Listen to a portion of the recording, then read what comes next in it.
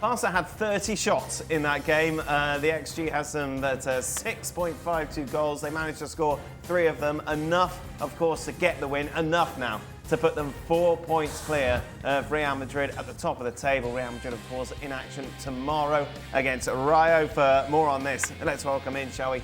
Luis Garcia joins us to reflect on what we saw in that game. Just a reminder, at the bottom of the table, Elche sitting 12. 3 points clear of Mallorca in the drop zone. It's so close, isn't it? They're in the bottom half. Right then, Luis. No. This is going to be 10.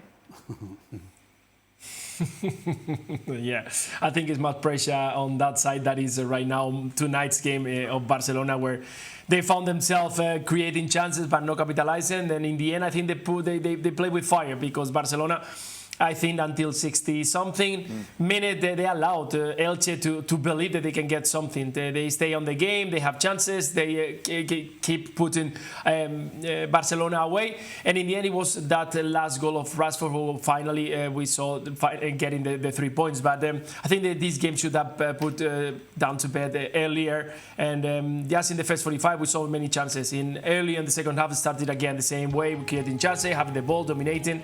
So many shots, not many on target, but definitely Barcelona should take care of these kind of games, because it's putting more pressure, more runs, more intensity, and they got another big game in midweek in Copa del Rey. So I'm sure the Hansi Flick is gonna try to talk to them, because at some point I felt that the players kind of play around, trying to find the nicest goal, trying to flirt around with the goals, and you need to put the game away earlier.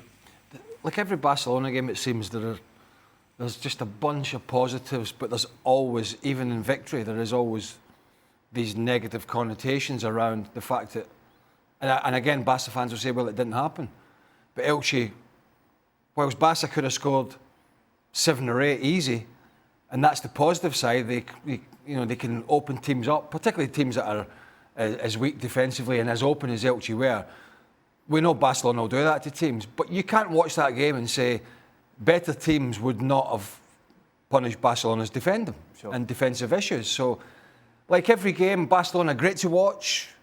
Elche played into their hands. They want to play this open attacking football, which is admirable and commendable. Fine, that's the way you go about it.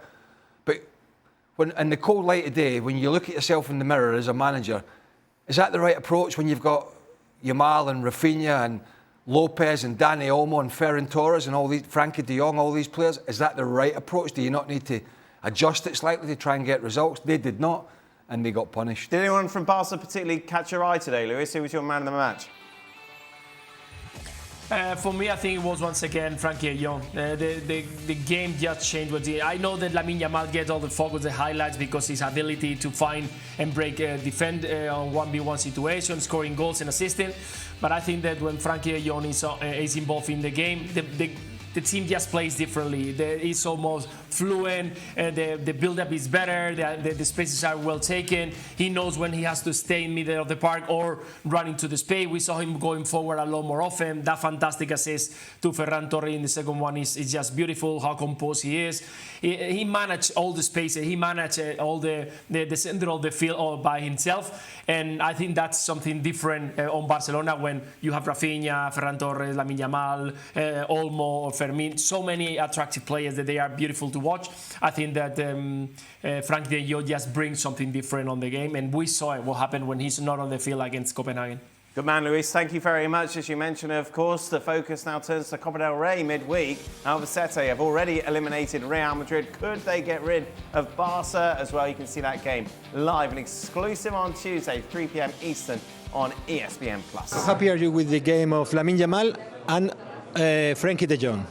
No, both are fantastic players, also very important for us. So I always like how we play as a team, and this was good today also. And of course, these 2 players are playing fantastic, especially in the offense. Keep the ball, but create also a lot of chances for us. So it's a good thing. The game was a bit more open today than normally, because Elche wants to play out from the back. They want to press high. They go even 1-against-1 lots of times. So then the game is more open and there's a bit more space to make your own actions and dribbles. Normally, mostly all the teams in LALIGA, they go back against us. so there's less space. Today was a bit more space, so it was nice to play.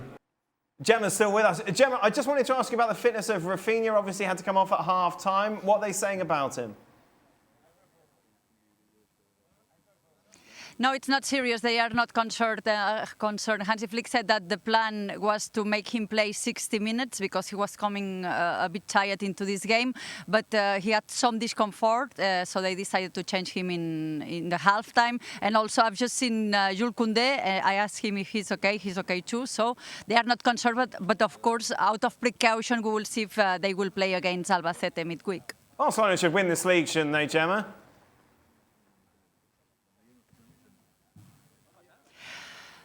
You never know, but it's true that they managed to win 11 of the last 12 games. And it's also that thing that they are good. They are not perfect. They struggle in defense, but you look at the neighbors and they are worse. So I think this is the feeling of this Barcelona. They are optimistic.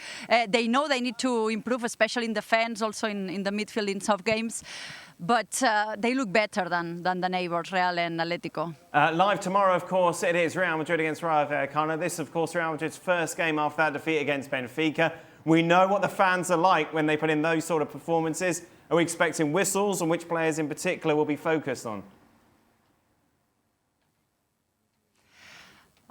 We will see. I think it will be quite general to the team, but especially some players get the target. Vinicius, Bellingham in some of the games too. And then it comes a time that if the things don't go well, especially in La Liga, because the kind of fan base that attends the La Liga games and the champions are different. And La Liga, it's more the members, the people really, and not so many tourists. So we might see some whistles if things don't go well for Real Madrid. Great stuff, Gemma. Thank you very much. It's Real Madrid against Rayo Vallecano then live tomorrow here on ESPN+. Our preview coverage with Kay and Ali begins at 7:30 Eastern.